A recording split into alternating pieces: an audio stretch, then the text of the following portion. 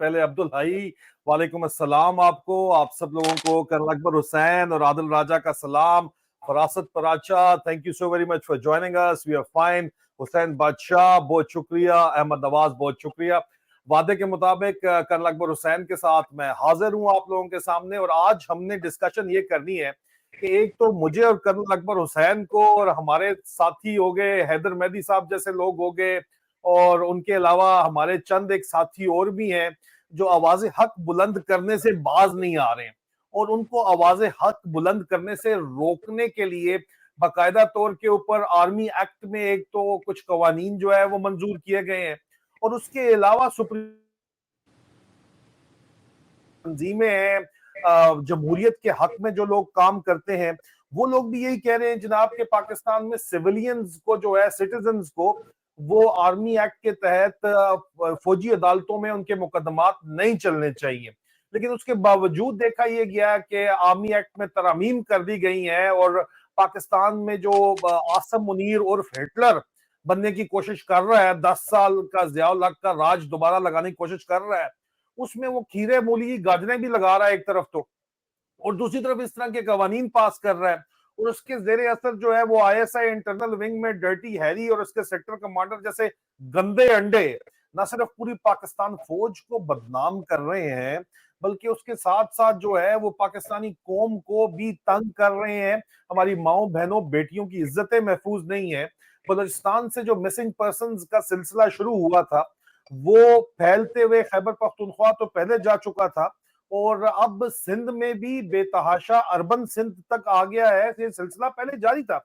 वहां पे आपने देखा कि मुस्तफा कमाल जो है वो चूज करके बंदे अपने छुड़वा रहा है ताकि उसकी एमक्यूएम के ऊपर हुक्मरानी मानी जाए, और इसके ऊपर हम आपको पहले बात बता चुके हैं। लेकिन पंजाब में अब मिसिंग पर्संस का सिलसिला भी दोबारा शुरू हो गया है, आसिम मुनीर हिटलर के जेरे असर, जो कि पंजाब में गाजर मूली टिंडे लगा के, इसका पुराना प्रोजेक्ट है, एक एक दो रुपए किलो, 5 रुपए किलो या 10 रुपए किलो आपको दे के बताएगा कि मैंने सस्ता सब कुछ कर दिया है, और 10 साल का राज करना चाहता है। और जिसने आज ये आर्मी एक्ट अमेंडमेंट, ये जो पीडीएम डफर्स ने अपनी पपेट से जो ये अमेंडमेंट्स करवाई हैं, आगे चल के आप देखेंगे कि ये पपेट्स जो हैं इन डफर्स के हत्थे चढ़ेंगे। वैसे तो इस तरह के तमाम कवानीन जो हैं वो रद्दी की टोकरी का हिस्सा ही बनते हैं, लेकिन अहम तरीन सवाल यह है कि किसी भी मुल्क की फौज, बिलखसूस पाकिस्तान की फौज का असल मकसद पाकिस्तान का दिफा करना है, जो कि वो करने में नाकाम रही है वाज़े तौर के ऊपर, चाहे वो 1971 हो या बाकी जगहों पे हम चलो नहीं जाते। 71 में तो वाज़े तौर के ऊपर आधा मुल्क ये गवा चुके हैं और उसी रवश के ऊपर कायम चलते चले आ रहे हैं। लेकिन अब सबसे बड़ा सवाल होता है कि एक फिटनेस फॉर वॉर होती है हर आर्मी की, और फिटनेस फॉर वॉर इंस्पेक्शन भी होती है जो सिर्फ कागजी तौर के ऊपर, कागजी खानापुरी इस वक्त की जा रही है।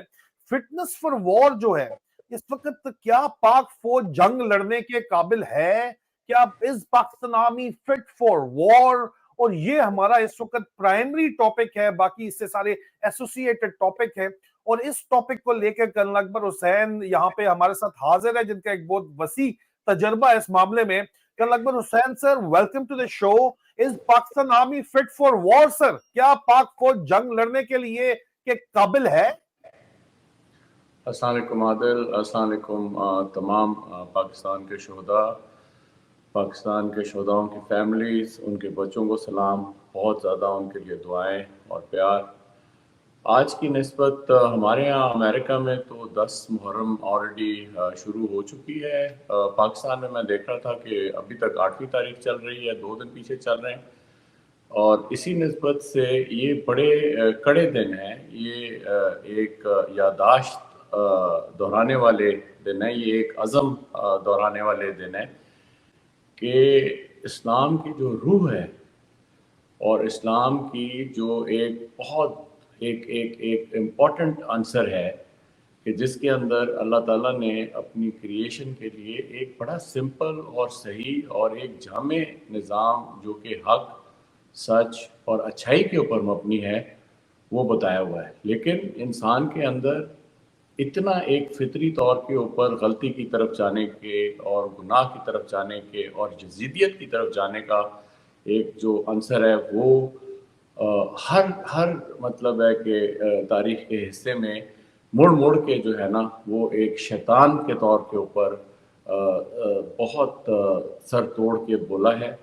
جس سے یہ انسانیت کا جو ایک سفر ہے ایک سکلکل اس میں طریقے سے چل رہا ہے۔ پاکستان کے جو آج کل حالات ہیں اس سے بہت زیادہ لوگوں کو پریشانی، لوگوں کے اوپر اذیت اور انسانیت کے اوپر بہت بڑا ایک بوجھ کے طور کے اوپر یہ چیز جو ہے نا سامنے آ رہی ہے۔ جو باتیں آپ نے کی اور آج کے دنوں کی نسبت سے، اور پھر ہم اپنے فوجی اس پہلو کی طرف جاتے ہوئے کہ جب ہم نے اتنے بڑے بڑے چیلنجز کا مقابلہ کرنا ہے، جس کا ہم نے عزم اٹھایا ہوا تھا، جس کی ابھی پاکستانی عوام میں ابھی بھی بہت زیادہ جدت اور ایک عزم ہے۔ آپ یہ بالکل نہ سوچیں کہ یہ چند غنڈے، چند مجرم، چند یزید جو چڑھ کے بیٹھ گئے ہیں پاور کی سیٹس کے اوپر، کہ یہ کسی حد تک اس چیز کو دبا سکیں گے۔ ان کو اپنے ذہن کے مطابق اگر کچھ کامیابی یا کچھ سمجھتے ہیں کہ یہ ایک زور میں چل رہے تو یہ بڑا ایک وقتی اور بہت ہی ایک تھوڑا جس کو بولتے ہیں، یہ بھی اللہ تعالیٰ کی طرف سے ایک نشاندہی اور ایک سبق ہے۔ تو دیکھیں اس وقت انوائرمنٹ کو سمجھنے والی بات ہے کہ اوور آل پاکستان میں اور پاکستان کے جو چیلنجز ہیں فوجی طور کے اوپر وہ کس طرح کے ہیں، تھریٹ کیا ہے۔ یہ میں ایک دو دفعہ میں نے ابھی ٹویٹ بھی کی ہے اپنے ٹویٹر اکاؤنٹ کے اوپر، اور صرف سوال کے طور پر میں نے چند دنوں پہلے یہ چھوڑا تھا، لیکن لوگ اس طرف اتنا زیادہ ذہن نہیں دیتے کہ ہمیں خطرہ کس چیز سے۔ ہمارے ساتھ جو ہے وہ مجموعی طور کے اوپر اتنی بڑی قوم ہے، اتنا بڑا ملک ہے، یہ چھوٹا ملک نہیں ہے پاکستان، 250 ملین لوگوں کا ملک، چھوٹا ملک کسی صورت میں نہیں ہو سکتا۔ تبھی تو اس کے پیچھے یہ گدھوں کی طرح لگے ہوئے ہیں، اور اس کو گرتے گرتے گرتے گرتے بھی تھوڑا ٹائم لگے گا، اور اللہ نہ کرے گی اس نہج پر پہنچ جائے کہ جب چیزیں جو ہیں وہ بالکل ہی تباہ و برباد ہو جائیں۔ تو کہنے کی بات یہ ہے کہ جو انوائرمنٹ ہے وہ چاروں طرف سے آپ کے اوپر حملہ ور ہو رہی ہے۔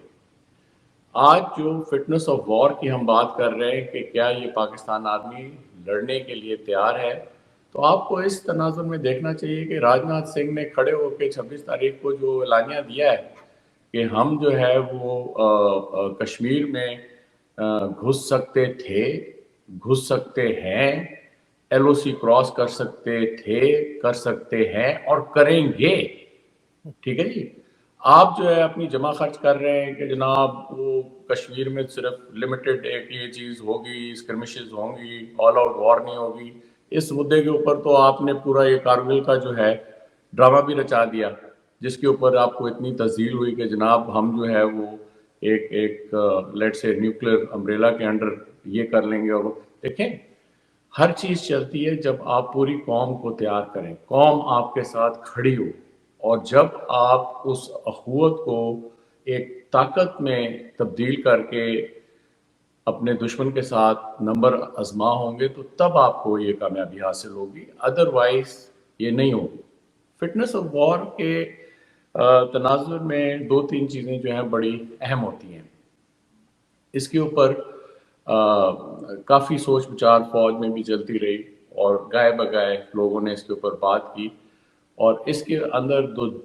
دو میجر عنصر آتے ہیں۔ ایک تو آرمی خود جو ہے کیا وہ ٹرینڈ ہے، کیا جو اس کا امیجیٹ اس وقت آبجیکٹو ہے کہ جس طرح کی لڑائی وہ آگے لڑنے جا رہا ہے، یہ نہیں کہ جو لڑائی لڑ چکا ہے، جو لڑنے جا رہا ہے کیا اس کے لیے وہ تیاری حالت میں، اس کی سپاہ کو اس چیز کی سمجھ ہے، اور جو فوجی کمانڈر ہیں وہ اپنے جوانوں کو، اپنی پوری سپاہ کو اس فوکس کی طرف لا رہے ہیں یا نہیں۔